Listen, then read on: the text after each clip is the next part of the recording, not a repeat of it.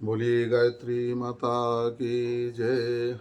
आइए गीता चिंतन में आज हम अध्याय 12 भक्ति योग श्लोक नंबर 8, 9 और 10 का चिंतन करते हैं, जिसमें भगवान अर्जुन से कहते हैं कि हे अर्जुन, अगर व्यक्ति अपना कल्याण करना चाहता है तो अपना कल्याण करना चाहते हो तो मुझ में मन और बुद्धि को लगाओ।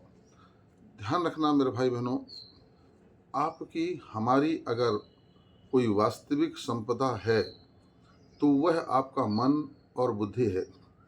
इस मन और बुद्धि रूपी संपदा को हम जहाँ भी लगाएंगे वही पावर हमारे अंदर बढ़ेगा। मन और बुद्धि को अगर हम संसार में खूब लगाएंगे तो संसार की शक्ति बढ़ेगी। किसी व्यक्ति के चिंतन में लगाएंगे तो उस व्यक्ति का पावर हमारे अंदर बढ़ेगा। किसी वस्तु का के बारे में लगाएंगे तो उस वस्तु का पावर हमारे अंदर बढ़ेगा। तो संसार के जितने पावर हैं ये तो सब बनने और बिगड़ने वाले हैं, ये सब मिटने वाले हैं।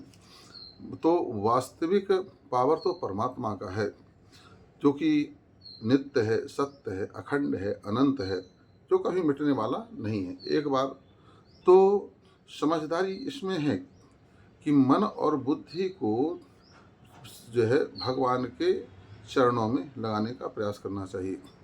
यह शरीर को आप संसार में लगाइए, मगर मन और बुद्धि सिर्फ उतना लगाइए जिससे कि हमारा सांसारिक कार्य चल सके। मगर डीपली गहराई से अगर मन को लगाना है तो परमात्मा के ध्यान में, परमात्मा के चिंतन में, परमात्मा के मनन में ही लगाना चाहिए, ताकि हमें हमारे अंदर परमात्मा जो है उनका पावर बढ़े, हम उनके करीब जा सकें। जितना आप मन बुद्धि को जिस वस्तु में लगाओगे उतना ही उसके करीब पहुंचते हुए चले जाओगे। उससे उतना आपका कनेक्शन बढ़ता चला जाएगा, उतना आपका जो है उससे लगाव होता हुआ चला जाएगा, उससे आपकी करीबी बनती हुई चली जाएगी। इसलिए संसार के भोग वस्तुओं में बहुत ज़्यादा मन लगाने की आवश्यकता नहीं है, क्योंकि संसार की जो भोग वस्तुएं दिखती हैं, संसार जो दिखता है वास्तव में वह होता नहीं है। सुखद दिखता है, संसार सुखद दिखता है, मगर दुख उसका परिणाम दुख ही होता है। इसलिए भगवान कहते हैं कि अर्जुन, ऐसा करो कि तुम मन और बुद्धि को मुझ में लगाओ। अचित्तम समा मय्येव मन आधस्तो मयि बुद्धिम निवेशय निवसस्यसि मय्येव अतुर्धम न संशयः। मुझे मन को लगा और मुझ में ही बुद्धि को लगा, इसके उपरांत तो मुझको में ही निवास करेगा, इसमें किसी प्रकार की शंका नहीं है। ये भगवान कह दिए बिल्कुल उस पर। हमने वही बात अभी बताई, जहाँ मन बुद्धि को लगाओगे वहीं आप पहुँचोगे। तो भोग में न लगा करके योग में लगाना है। संसार की आसक्तियों में न फंस करके संसार में ऊपर ऊपर व्यवहार कर लो और मन को जो है भगवान में लगा लो। भगवान कहते हैं, अगर चलो कहते हो कि मन नहीं लगता, अर्जुन ने भी कहा चंचलम ही मना कृष्ण प्रमाथि बलभद्रम तस्याहम निग्रह मन ने वही ऋषि दुष्कर्म, है ना, अपना मत दिया जो है, और कि मन लगता नहीं है। अगर मान लो इसमें मन बुद्धि लगाने में आप असमर्थ हैं तो भगवान कहते हैं कि अथ चित्तम समाधातुम न शक्नोसि मयि स्थिरम अभ्यास योगेन तो मामिक्षाप्तुम धनंजय। हे धनंजय, हे अर्जुन, अगर मान लो तुम मन और बुद्धि को मुझ में लगाने में समर्थ नहीं रखते हो तो तुम उसका अभ्यास करो। अभ्यास रूपी योग से मुझको तुम प्राप्त हो सकते हो। ये अभ्यास शब्द जो भगवान ने कहा है, यह अभ्यास शब्द ही बहुत बड़ा श्रेष्ठ शब्द है। ये अभ्यास ही तो साधना है। हम साधना क्यों करते हैं, हम क्यों माला लेकर के बैठते हैं, हम भगवान की पूजा में क्यों बैठते हैं? ये अभ्यास ही है, क्योंकि अभी हमारा अभ्यास जन्म जन्मांतरों का कहाँ पड़ा हुआ है? इंद्रियों और विषयों में पड़ा हुआ है, भोगों में पड़ा हुआ है। तो जैसा अभ्यास व्यक्ति का होता है उसी के अनुरूप उसका कर्म होता है, उसी का चिंतन होता है, उसका दृष्टिकोण होता है। मगर जब अभ्यास हमारा जब जो है गलत से सही की ओर हम ले आते हैं और अभ्यास पड़ जाता है तो फिर कुछ करना नहीं पड़ता है। जिसका अभ्यास होता है वो ऑटोमेटिक होता रहता है। आप देखिए, व्यक्ति जो है गाड़ी चलाता है, यहाँ वहाँ बात भी करता रहेगा, मगर समय समय पर कब कहाँ कैसे गियर लगाने हैं ऑटोमेटिक लगते रहते हैं। अभ्यास पड़ा हुआ है।